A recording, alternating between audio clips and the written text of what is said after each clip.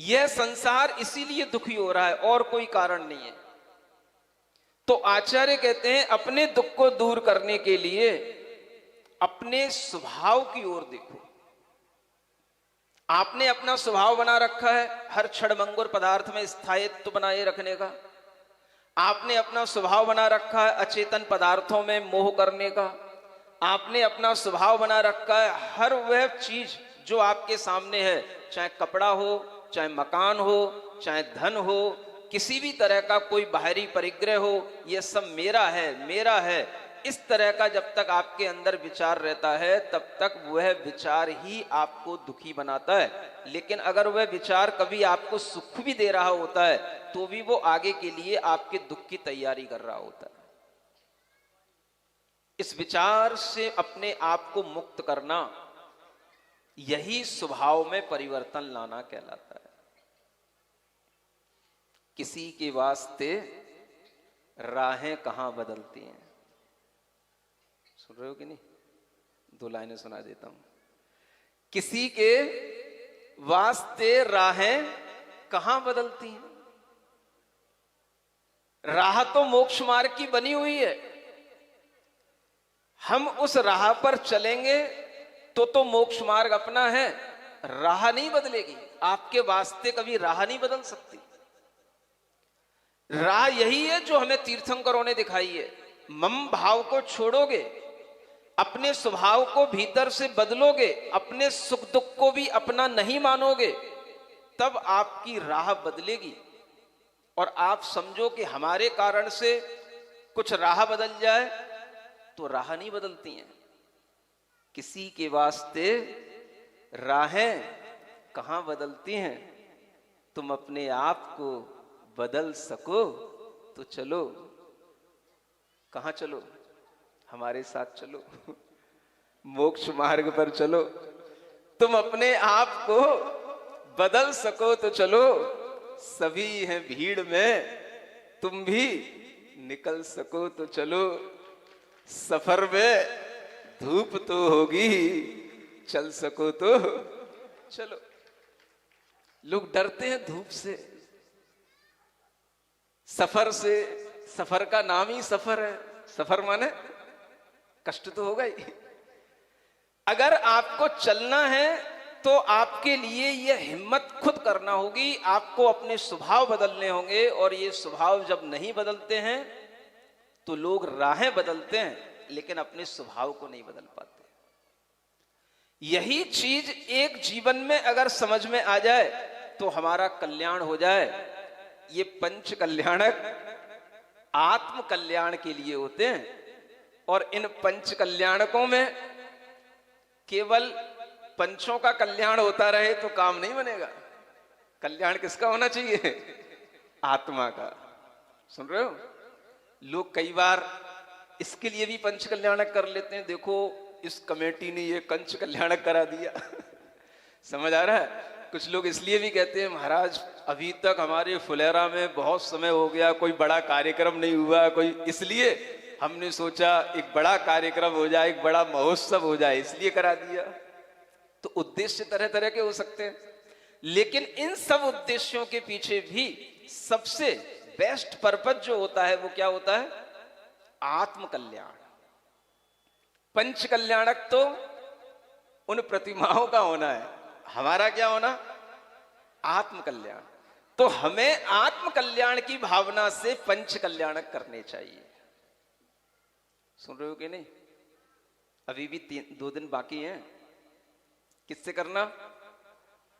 आज तो भगवान का जन्म कल्याणक है, और कल देखो हर जगह पर तप कल्याणक, ज्ञान कल्याणक अलग अलग दिन बनते हैं। कल फुलेरा में मैं भी देखूंगा इस अतिशय को कि एक ही दिन में 2 कल्याणक कैसे मनाए जाते हैं।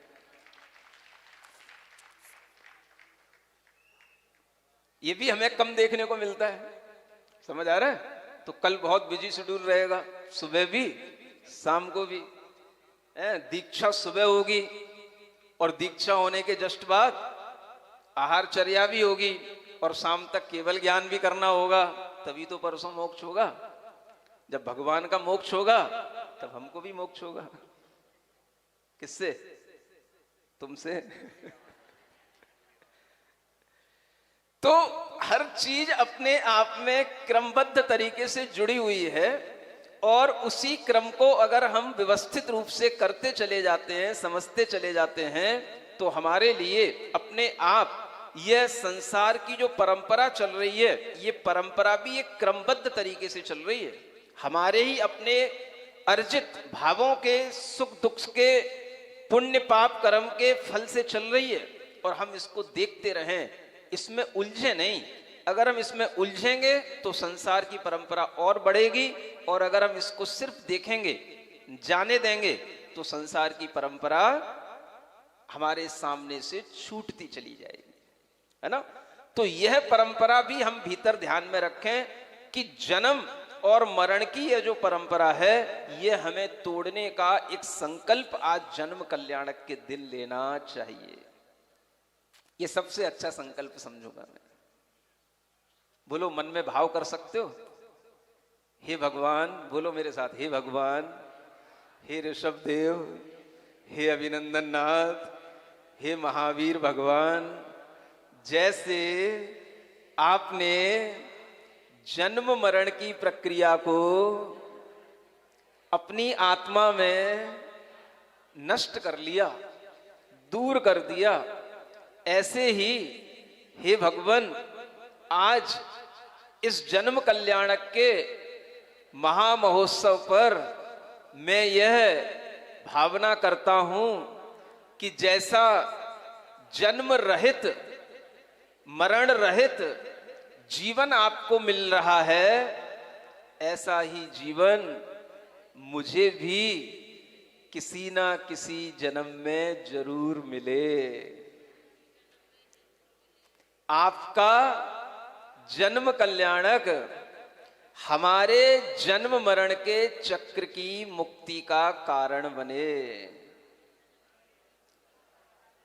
नहीं कर रहे हो भावना? सबको संसार पसंद है, घर पसंद है, इतना बड़ा बनाया है, बहुत बड़े बड़े उसमें अच्छे अच्छे मार्बल लगवाए हैं, टाइल्स लगवाए हैं। महाराज, जन्म मरण की प्रक्रिया मुक्त हो जाएगी तो फिर उसमें कौन रहेगा?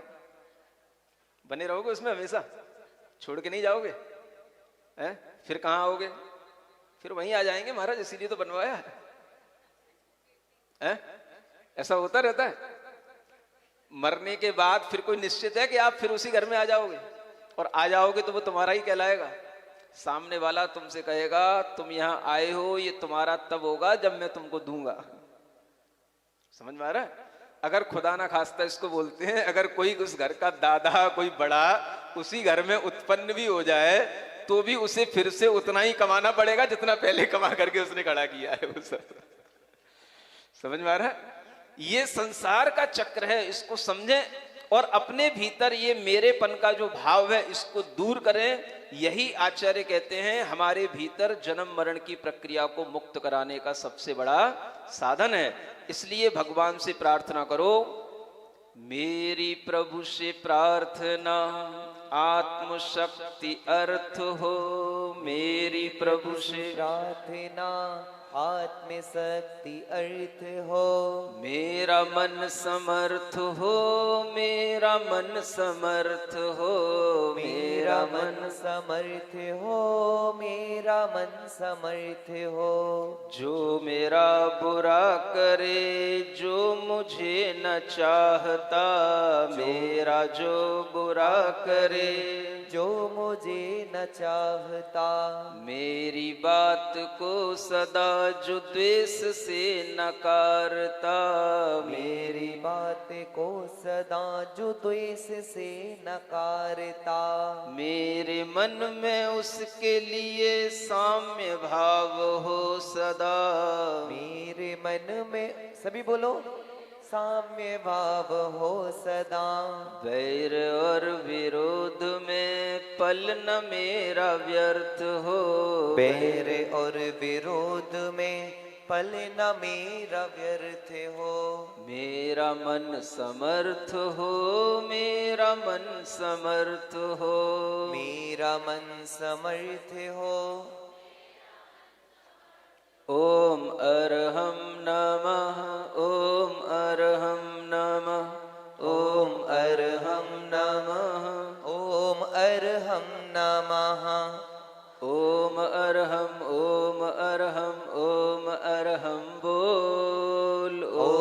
अरहम ओम अरहम ओम। थोड़ी और तेज तालियां बजा करके बोले। सभी कार्य की सिद्धि से तू पहले इसको बोल। हो सभी कार्य की सिद्धि से तू पहले इसको बोल। ओम अरहम नमः ओम अरहम नमः ओम अरहम नमः ओम ओम अरहम नमः ओम अरहम नमः ओम अरहम नमः ओम अरहम नमः ओम। अरिहंतों की प्रतिमाओं का ध्यान धरो भाई। सभी बोलो। अरिहंतों की प्रतिमाओं का ध्यान धरो भाई। कोई भी ना करे जिसे वो काम करो भाई। हो कोई भी ना करे जिसे वो काम करो भाई। ओम अरहम नमः ओम अरहम नमः ओम अरहम नमः ओम। जो हो सो हो, जो है सो है, हमको क्या हमको क्या हमको क्या। जो हो सो हो, जो है सो है, हमको क्या हमको क्या हमको क्या। ओम अरहम नमः ओम अरहम नमः ओम अरहम नमः ओम। बोलिए महावीर भगवान की। फुलेरा वाले कह रहे थे महाराज भजन नहीं सुनाते, इसलिए हमने 2-3 एक साथ सुना दिए। ठीक है। जय बलिया अरहम ध्यान योग प्रणेता परम पूज्य मुनिवर